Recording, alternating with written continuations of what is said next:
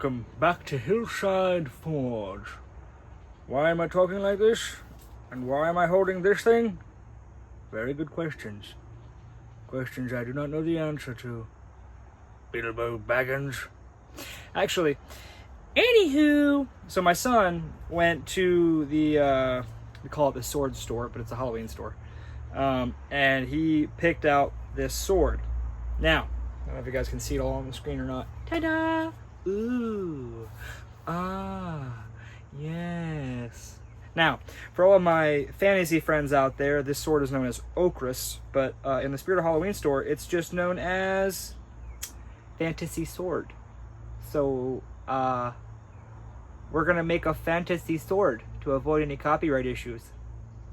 Okay? Okay. So, I love the Lord of the Rings series, especially The Hobbit. Obviously, this is from The Hobbit, not Lord of the Rings, but they're all intermingled. So, anyway, I just so happen to have a piece of horn, or antler, that is similar to this. And I'm going to get some kickback for this, but I also have a piece of bed rail, like we used in forging the orc sword, that is thin, and Orcrist is known as being a very light and nimble blade.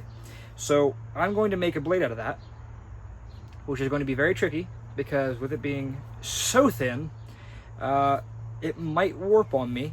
So I'm not excited for that, but I'm going to use this sword as the dimensions to do so. I have ideas for the pommel. The blade, obviously, I'm pretty confident I can forge. I am not confident about the guard. I may have to modify that to my skill set, because this thing is tricky, man, and I don't have a bunch of different grinding tools or a mill that I can mill in the slot for the tang. So I will do what I can, but we are going to make a sword. Hopefully. Anywho, let's go. So, is it going to look exactly like this? No. Is there a loud car going by? Yes. Yes, there is. Also, this is the antler I have, which is similar in dimension. Not exact. So I may end up making a smaller version of it. I mean, this handle here is big enough for two hands. I'm going to try and modify it to being more of a one-handed blade, single-handed blade, because, I mean, even with the pommel on here, it's going to be hard to grip too. But dwarves are small people, and the sword does look a little big on Thorin in the movie. And also, just because of materials I have, it will not be an exact movie replica like you'd see on Men-at-Arms Forge or the Works Forge or any of those guys, which are still great, wonderful makers. They also have bigger shops with like way more years of experience than me.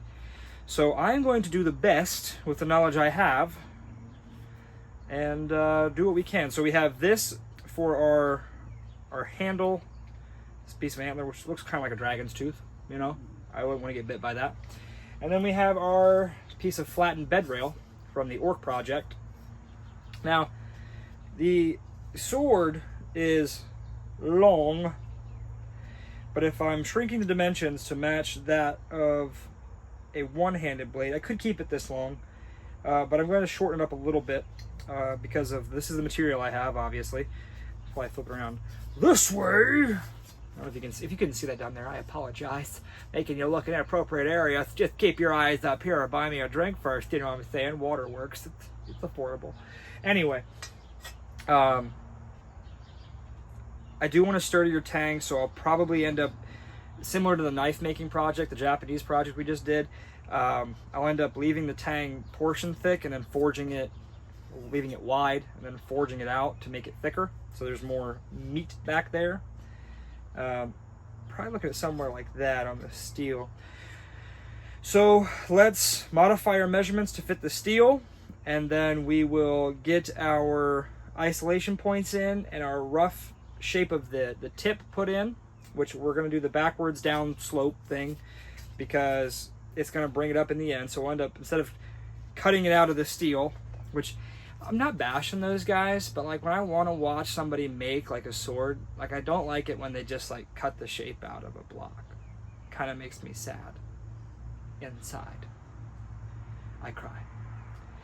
So I will be forging this to shape for the most part. I might remove a small section down here just to help with that isolation and shift.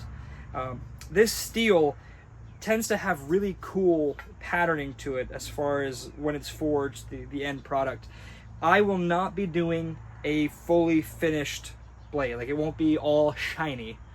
I'm going to probably leave some forged texture on it because, you know, I like that look, and people say it's lazy, but I think it's pretty. And it's my project, so if you don't like it, you can go away. But I also ask that you please stay. Anyway, that's ways down the road. Today, my only goal is to get this thing forged to rough shape. So I am wasting time still talking, and I'm probably curious as to why you're still watching. So let's get back to work, shall we? Okay, goodbye. I'll see you in a minute. Over here? You're going to come over here? Okay, I'll come get you. Daddy's coming, don't worry. Okay, the most...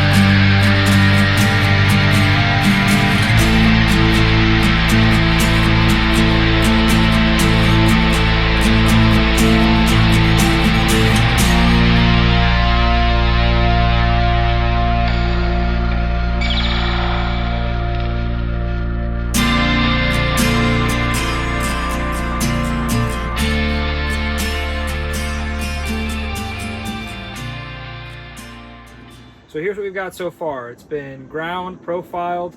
It's not at its final dimension yet because there is still some straightening I have to do. If you look down here, there's a little bit of willy and wonky here. No candy though, sadly. But we have a really nice shape. I think that this is phenomenal so far. After we build the guard and the pommel, I'm fairly confident this will be a very well balanced blade. It is a little smaller, just so I can put it up for size comparison for you here. This is the size we're at. But I tried to make the dimensions more true to what the film had as far as the blade goes, because I feel like I like that shape a lot more than how narrow this is. But I think, honestly, so far we're making really good progress for one day. Honestly, I've only been in the shop for a few hours. I don't have a lot of time today, but I love how this is coming out. This is a really fun project so far. I am going to make the executive decision that I'm not going to try and forge the bevel onto this with it being so thin. I'm just going to grind it on. That way the blade maintains a lot of its strength. But plus, I really don't want to risk this warping. The biggest concern I have right now is heat treatment. Obviously I can treat it in my quench tank, but I am not confident size-wise how to temper it if I can't fit it in my oven. The tang is going to shrink, so that'll probably help us out a little bit, but I'd like to get the whole thing tempered because I want this to be a really good piece. But that's all we have for today. I appreciate you joining me, and I will see you guys next time. We'll probably be working on the finished straightening and then the pommel. But I'll see you guys then. Until then, have a great day. If you liked it, please like the video, comment, and subscribe. If you really enjoy my stuff, please share it. Check out my channel. There's a lot of building projects we're doing. And yeah, I look forward to seeing you guys next time. Until then, have a good night.